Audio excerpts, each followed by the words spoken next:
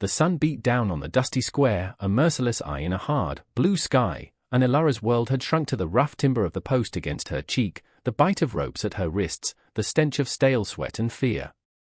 Her own.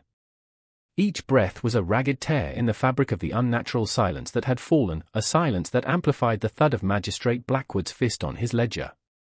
Ilara Vance, his voice boomed, a gravelly pronouncement of doom, for the willful defiance of a righteous proposal, for the sin of disobedience against community and order, you stand condemned. Jedediah Thorne smirked from the edge of the assembled townsfolk, his eyes gleaming with a possessive, triumphant malice.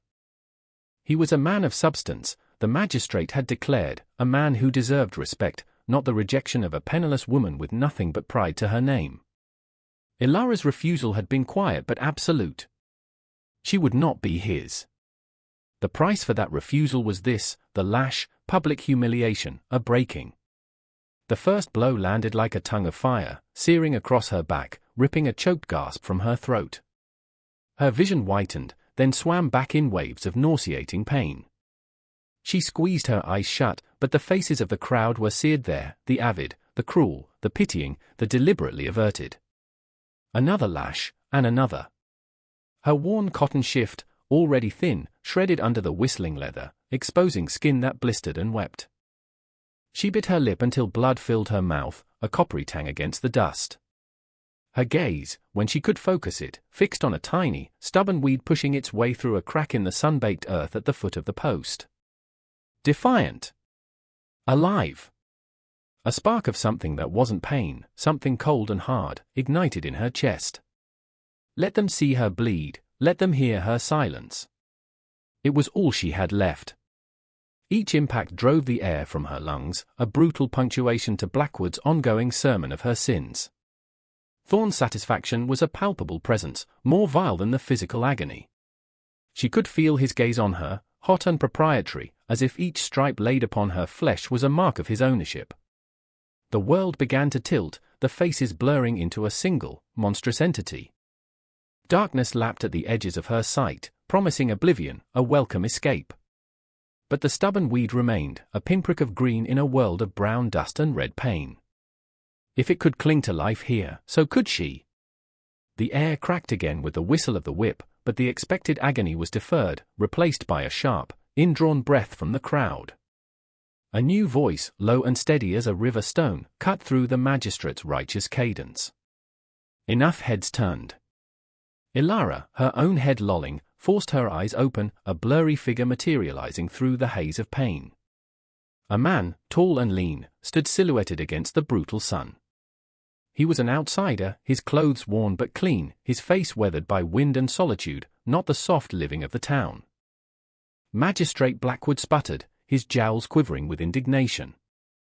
Who dares interfere with lawful punishment? The stranger moved forward, his steps unhurried, yet purposeful. He stopped a few feet from the post, his gaze not on Blackwood, but on Ilara, a look she couldn't decipher, unreadable as the distant maces. She will be my wife, he stated, the words devoid of emotion, yet carrying an undeniable weight. A collective gasp rippled through the onlookers. Thorne lunged forward, his face contorted with rage. She's mine. This is an outrage. Blackwood, momentarily stunned, found his voice. On what grounds, stranger? This woman has refused a lawful offer, shamed a respected citizen. The stranger's eyes, the color of slate under a stormy sky, finally shifted to Blackwood. He reached into a worn leather pouch at his belt and drew out a few coins, their dull gleam muted in the harsh light. He tossed them onto the magistrate's ledger. The fine, then. For her the coins clinked with a finality that brooked no argument. Silas, for that was the name whispered later in hushed tones, turned back to Ilara. He didn't speak, but his movements were gentle as he began to untie the ropes from her raw wrists. The moment the last bond fell away, her legs buckled. Before she could hit the unforgiving earth, strong arms were around her, lifting her as if she weighed nothing. Her cheek pressed against a rough-spun shirt that smelled of dust, pine, and something uniquely his. The crowd parted silently as he carried her away from the square, away from Thorne's impotent fury and Blackwood's sputtering indignation, leaving behind only the echo of his claim and the scent of her blood on the town's cruel ground. Her last coherent thought before darkness took her was the astonishing, impossible fact that she was free of the post, cradled, moving. The journey was a blur of jolting movement and searing pain, punctuated by moments of hazy awareness. She felt the sun on her face, then the coolness of shade, the smell of horse and leather.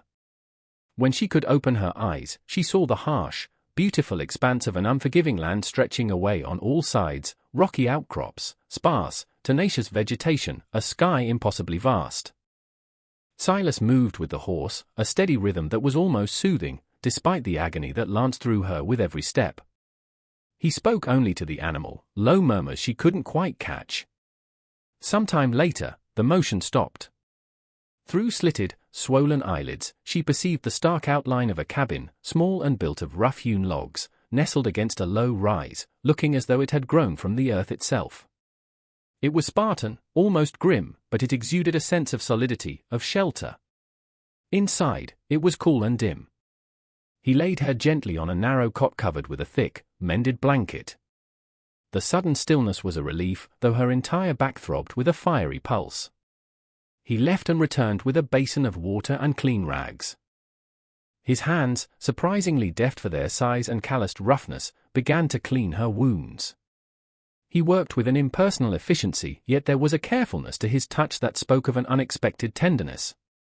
He applied a poultice of crushed leaves, cool and soothing, its scent faintly medicinal and earthy. She flinched when it touched the rawest parts, a small, involuntary sound escaping her, but he merely paused, then continued with the same steady care. He offered her water from a tin cup, holding it to her lips, and later, a thin, warm broth that she managed to swallow a few sips of. His silence was a vast, encompassing thing, not hostile, but watchful, allowing her space to simply be. He spoke only once, his voice as quiet as the rustle of wind in dry grass. "Rest," he said, his gaze meeting hers for a brief, unreadable moment before he turned and moved to the other side of the small cabin, leaving her to the pain, the confusion, and a fragile, unfamiliar sense of sanctuary.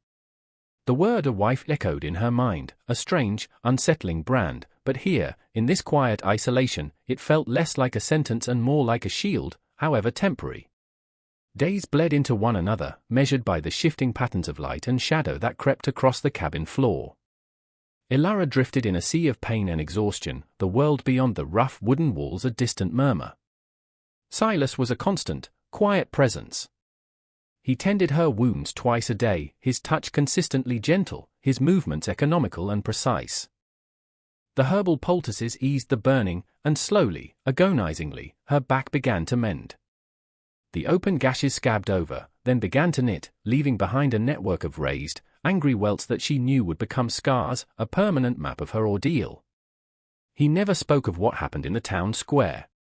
He never asked questions. He simply provided fresh water in a pitcher by her cot, broth, then later, small portions of stew or roasted rabbit. He would leave the food on a small, unsteady table, then retreat to his own tasks, leaving her to eat in solitude. His respect for her privacy was a balm almost as potent as his salves.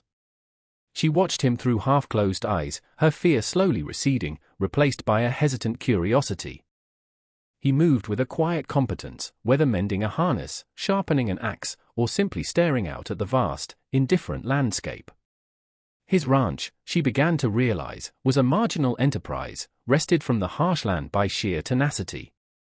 A few lean cattle grazed in a roughly fenced pasture, a small patch of garden struggled against the arid soil. His life was one of constant labor, of making do. Yet, there was a dignity in his struggle, a resilience that mirrored the stubborn life of the wilderness around them. He was a part of this land, as weathered and enduring as the ancient junipers that dotted the hillsides. She began to make small movements, testing her strength. Sitting up was an ordeal, the pull on her healing back excruciating. But each day, she managed a little more. One afternoon, while Silas was out checking fence lines, she swung her legs over the side of the cot and stood, swaying, her muscles weak and trembling. The simple act felt like a monumental victory. She took a few hesitant steps, her reflection a gaunt stranger in the murky glass of the single window. The woman in the town square felt like a ghost, a creature of pain and shame. This woman, scarred and frail, was someone else, someone new, forged in silence and solitude. As her physical strength returned, a different kind of healing began. The terror that had been her constant companion started to loosen its grip, replaced by a fragile sense of safety. The silence of the cabin, once unnerving, became a comfort. It was a silence filled not with menace, but with the subtle sounds of the wilderness, the sigh of the wind, the distant call of a hawk, the chirping of crickets at dusk. And it was a silence that allowed her own thoughts to surface, no longer drowned out by fear. She began to venture outside, first just to the cabin stoop, then further, exploring the immediate vicinity of the small homestead. The land was stark but held a severe beauty that resonated with something deep inside her. She found herself noticing the small details, the intricate patterns of lichen on a rock, the surprising delicacy of a desert wildflower, the way the light transformed the landscape at dawn and dusk. Silas observed her tentative explorations without comment, but she sensed his awareness. He left tools where she might see them, a hoe by the struggling garden, a worn knife on the table. One morning, she found him watching her as she examined a particular plant, its leaves silvered and soft. "Yarrow," he said, his voice startling her. "Good for fevers." And to stop bleeding, he showed her how to identify it, how to crush the leaves to release their pungent aroma. It was the beginning of a new kind of communication between them, sparse and practical, rooted in the realities of their shared existence. He taught her other things, often without words, by demonstration. How to read the signs of weather in the clouds, how to track a rabbit by its almost invisible prints, how to mend a tear in canvas with neat, strong stitches. He gave her an old skinning knife, its blade worn but keen, showing her how to sharpen it on a whetstone. "For protection," he said simply, his gaze meeting hers, acknowledging a shared understanding of the world's dangers. It wasn't just for animals. The skills she learned were tools of survival, but they were also tools of self-reliance. Each new competency was a small act of reclaiming herself, of building a strength that was not just physical, but internal. She saw in Silas not a master, but a fellow survivor, his quiet resilience a mirror to the strength she was discovering within herself. His unspoken burden seemed to weigh on him, etched in the lines around his eyes, but he bore them with the same stoic grace he faced the harshness of the land. His version of wife was not about ownership, but about a shared watchfulness, a quiet alliance against a world that could be both beautiful and brutal. The fragile peace of their isolated existence was shattered one late afternoon by the distant sound of approaching horses. Ilara, who was tending the small vegetable patch, felt a cold dread clutch her heart. Silas, mending a bridle near the cabin, straightened slowly, his head tilted, listening. His eyes, usually calm, narrowed almost imperceptibly. "Inside," he said, his voice low and urgent. She didn't question, scrambling into the cabin, her hand instinctively going to the knife tucked into her belt. Through a crack in the shuttered window, she saw them, Jedediah Thorne, his face still bearing a faint discoloration from a past brawl, flanked by two hard-faced men she didn't recognize, likely hired muscle. They rode with an arrogance that proclaimed their contempt for this place, for its inhabitants. Thorne reined in his horse a short distance from the cabin, his lips curled in a sneer. "Silas, you hermit! Come out and face your betters." Silas emerged from the cabin, moving with no outward sign of alarm, yet every line of his body was taut with readiness. He stood on the porch, his hands loose at his sides. "State your business," Thorne laughed, a harsh, grating sound. "My business? I've come for what's mine." "That woman you stole," he gestured contemptuously towards the cabin. "This is no life for her, scratching a living out of dirt with a man like you. She belongs in a proper home, with a proper husband." Ilara's blood ran cold, then hot with a surge of fury that surprised her. Before Silas could speak, she unlatched the cabin door and stepped out to stand beside him, not behind him. The sun caught the silvered scars on her arms where the shift had been torn, marks Thorne himself was responsible for. Her voice, when she spoke, was quiet, but it carried in the still air, clear and steady. "I am not your property, Jedediah." "I never was." Thorne's eyes widened slightly at her defiance, then narrowed with renewed malice. "Still got spirit, have you? We'll see how long that lasts when you're back where you belong. He looked at Silas. Step aside, dirt farmer. This doesn't concern you anymore. The unspoken threat hung heavy, promising violence. Thorn spat on the ground. Get her, boys. The two hired men dismounted, spreading out, their intentions clear. Silas didn't wait. He moved with a speed that was startling, a blur of controlled motion. One moment he was standing on the porch, the next he was among them, a force of nature. He didn't use a gun, though Elara knew he owned one. His hands, his feet, his entire body became a weapon. A sharp crack, and the first man went down, clutching a broken wrist, his face a mask of shocked pain. The second lunged with a knife, but Silas sidestepped the clumsy attack, deflecting the blade and using the man's own momentum to send him sprawling into the dust. It was brutal, efficient, and devoid of wasted movement. He wasn't fighting with rage, but with a focused, deadly precision. Thorn, seeing his hired help so easily dispatched, let out a roar of fury and lunged directly for Elara, his eyes wild. You stubborn witch, he bellowed, his hands outstretched like claws. Instinct, honed by Silas's quiet lessons and her own desperate will to survive, took over. She didn't scream, didn't flinch. As Thorn reached for her, she sidestepped, drawing the knife Silas had given her. It felt like an extension of her own hand. He grabbed for her arm, and she brought the blade up in a short, sharp arc, slicing across his forearm. It wasn't a deep wound, but it was painful, shocking. Thorn howled, stumbling back, clutching his bleeding arm, his eyes wide with disbelief and a new, unfamiliar fear. He had expected a cowering victim, not this fierce, scarred woman who met his violence with her own. Silas had subdued the second man and now stood watching Thorn, his expression unreadable but utterly implacable. The balance of power had shifted dramatically.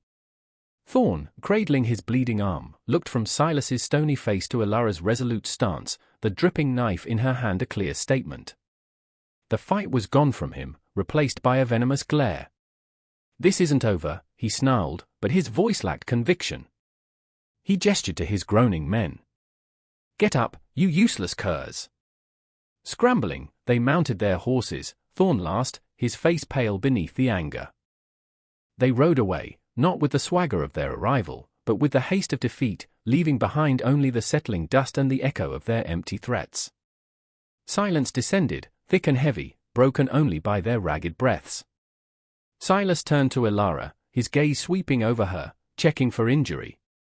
His eyes, those stormy grey depths, rested on hers, and for the first time, she saw a flicker of something akin to approval, perhaps even pride.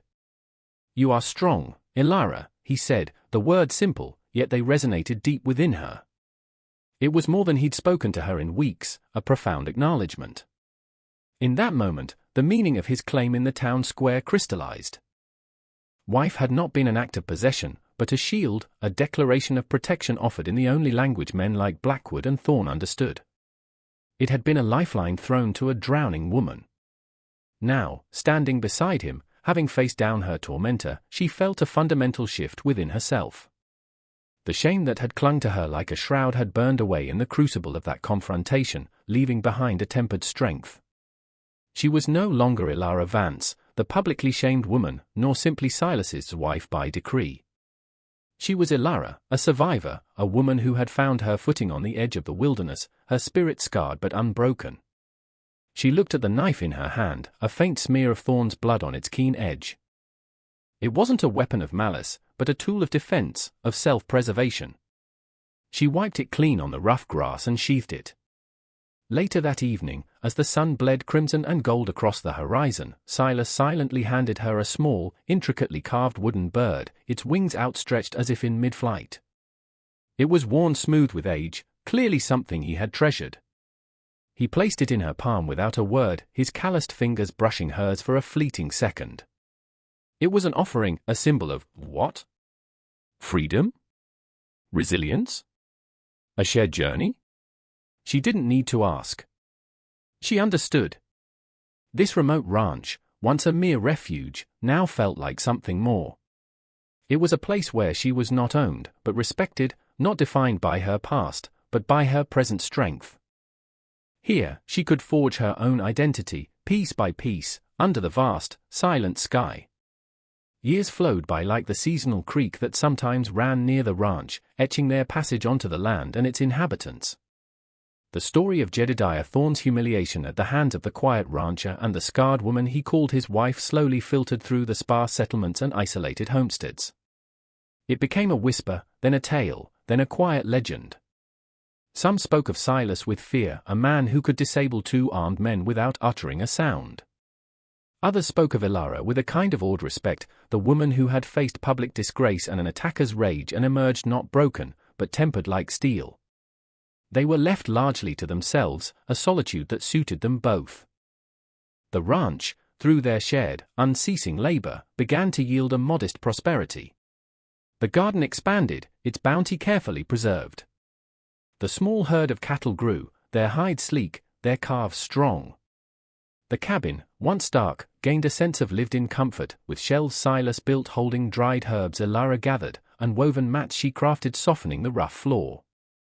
Ilara's scars, once angry red welts, faded to silver lines against her sun-darkened skin, a permanent testament to her journey.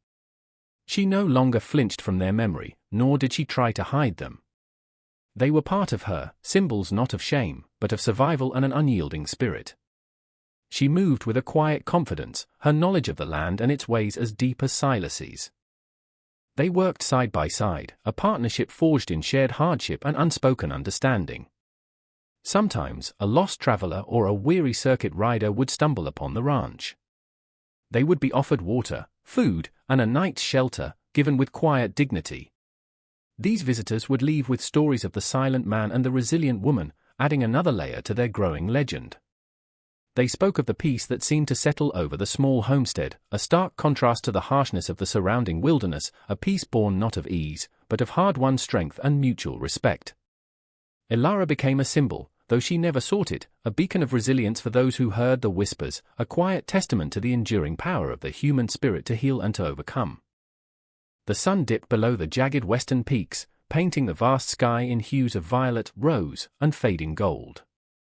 Ilara sat on the weathered porch of the cabin, her hands resting in her lap, her gaze fixed on the horizon. Silas sat beside her in his customary silence, his presence a solid, comforting weight. The air was cool, carrying the scent of dust and distant rain, the evening song of crickets a gentle symphony. Decades had passed since the day he had claimed her in the town square, since she had stood against Thorne, knife in hand. Their hair was now threaded with silver, their faces etched with the lines of time and toil, maps of a life lived fully and fiercely. Their marriage had never been spoken of in conventional terms, never formalized by church or law beyond that initial, desperate claim. It had never needed to be. Theirs was a bond forged in fire and silence, a partnership of survival that had deepened into a profound, unspoken communion. It was a vow renewed each day in shared labor, in quiet companionship, in the mutual respect that was the bedrock of their existence.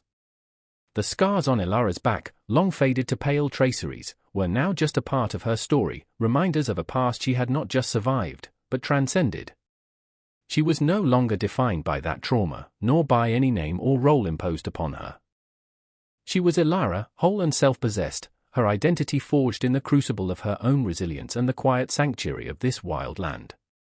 The ranch was their legacy, a testament to their enduring strength, a small, tenacious pocket of life carved out of the wilderness. The wooden bird Silas had given her so long ago sat on the mantelpiece inside, its wings forever poised for flight, a symbol of the freedom she had claimed. Their story, whispered around lonely campfires and in hushed tones in distant towns, had become a quiet legend, the tale of the whipped woman who refused to break, and the silent rancher who offered not ownership, but a space to heal and grow strong. As the last sliver of sun vanished, leaving the land in the soft embrace of twilight, Ilara felt a deep, abiding peace. It was the peace of a battle hard won, of a life reclaimed. She had been the victim, the survivor, and now, she was simply herself, a quiet legend in her own right, her spirit as vast and untamed as the land she called home. The hope she had found was not in a dramatic rescue, but in the slow, steady burn of her own inner strength, fanned into flame by the unexpected grace of a silent guardian.